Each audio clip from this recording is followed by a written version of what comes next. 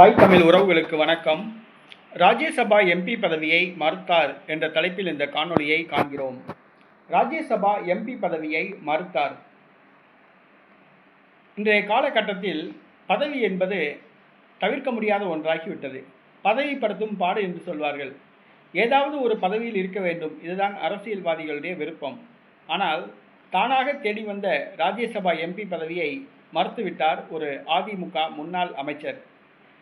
தானாக தேடி வந்த ராஜ்யசபா எம்பி பதவியை மறுத்துவிட்டார் அதிமுக முன்னாள் அமைச்சர். அது யார் என்று கேட்கிறீர்களா? வேறு யாரும் இல்லை, அதிமுக முன்னாள் அமைச்சர் ஜெயக்குமார். அவருக்கு ராஜ்யசபா எம்பி பதவி தேடி வந்தது, ஆனால் அவர் அதை மறுத்துவிட்டார். அதற்கு காரணம் என்னவென்று சொன்னால், ஜெயக்குமார் ஜெயலலிதாவிடம் நம்பிக்கை பெற்றவர். ஜெயலலிதா, ஓ பன்னீர்செல்வம், எடப்பாடி பழனிசாமி ஆகியோரது அமைச்சரவையில் அமைச்சராக பதவி வகித்தார். தமிழக சட்டசபை சபாநாயகராக 2 ஆண்டுகள் பதவி வகித்தவர். ராயபுரம் தொகுதி ஒரு முக்கியமான தொகுதி, சென்னையின் மையப்புறமான அந்த தொகுதி. அந்த தொகுதியிலே அசைக்க முடியாத ஒரு செல்வாக்கு பெற்றிருந்தவர் தான் ஜெயக்குமார். அவருக்கென்று ஒரு தனி செல்வாக்கு உள்ளது. ராயபுரத்தை சிங்கப்பூராக மாற்றியவர் ஜெயக்குமார். ஆனால் அவரை வீழ்த்த வேண்டும் என்று திமுக கங்கணம் கட்டிக்கொண்டு செயல்பட்டது. 2021ஆம் ஆண்டு நடைபெற்ற தமிழக சட்டப்பேரவைத் தேர்தலில் யாரும் எதிர்பாராத வகையில் அவர் தோற்றுப்போனார். ஜெயக்குமாருடைய தோல்வி அதிமுகவுக்கு மிகப்பெரிய அதிர்ச்சியாக அமைந்தது. அதிலிருந்து அவர் மீளவே முடியவில்லை. இந்த சூழ்நிலையில் தற்பொழுது அதிமுகவின் செய்தி தொடர்பாளராக உள்ளார். அதிமுகவின் சென்னை முகமாக உள்ளார். அதாவது எடப்பாடி பழனிசாமி கூட சேலத்தில் தான் இருக்காப்புல, கட்சியின் பொதுச் செயலாளர். ஜெயக்குமார் தான் சென்னையில் இருக்காப்புல. ஏதாவது ஒரு பிரச்சனைனா அதிமுக பிரச்சனைகளை தீர்ப்பது ஜெயக்குமார் தான். அந்த அளவுக்கு ஒரு முக்கியமானவராக இருக்காப்புல.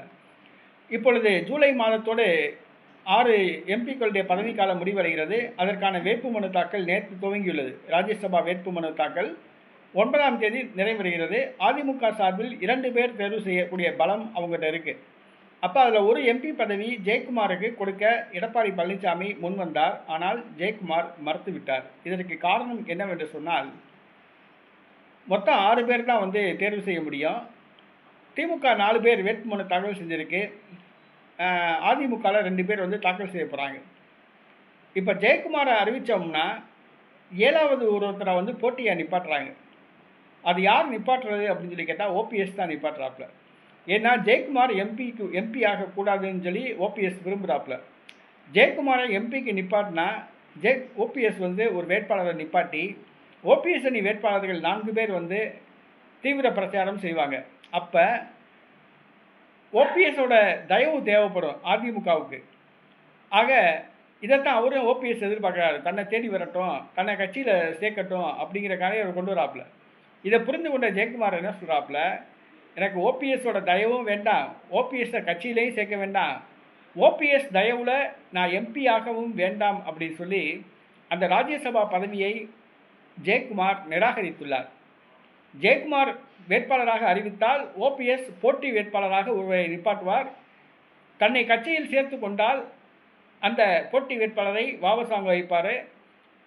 அப்போ அந்த தன்னை கட்சியில் சேர்க்காட்டினா அந்த ஜெயக்குமார் நிப்பாட்டின வேட்பாளரை எடுத்து 4 எம்எல்ஏக்கள் அதிமுக எம்எல்ஏக்கள் ஓட்டு போடுவாங்க.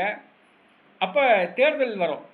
அந்த தேர்தலில் ஜெயக்குமார் தோல்வியடையும். இல்லாட்டினா ஓபிஎஸோட தயவில் ஜெயிக்க வேண்டியது இருக்கும். அதனால் ஜெயக்குமார் என்ன சொல்கிறாப்புல, ஓபிஎஸோட தயவு எனக்கு தேவையில்லை, ஓபிஎஸ் தயவில் நான் ஜெயிக்க வேண்டிய அவசியமும் எனக்கு கிடையாது அப்படின்னு சொல்லிட்டு ஜெயக்குமார் தானாக தேடி வந்த அந்த ராஜ்யசபா எம்பி பதவியை ஏற்க மறுத்துவிட்டார். ஜெயக்குமார் அந்த பதவியை ஏற்க மறுத்துவிட்ட காரணத்தினால்தான் வழக்கறிஞர் இன்பதுரைக்கு அந்த பதவி கிடைத்துள்ளது. இன்றைக்கி ஜெயக்குமார் தானாக தேடி வந்த அந்த எம்பி பதவியை நிராகரித்தது தொண்டர்கள் மனதில் அவர் நீங்கா இடம் பேசியிருக்காரு. தொண்டர்களை நெகிழச் செய்திருக்கு.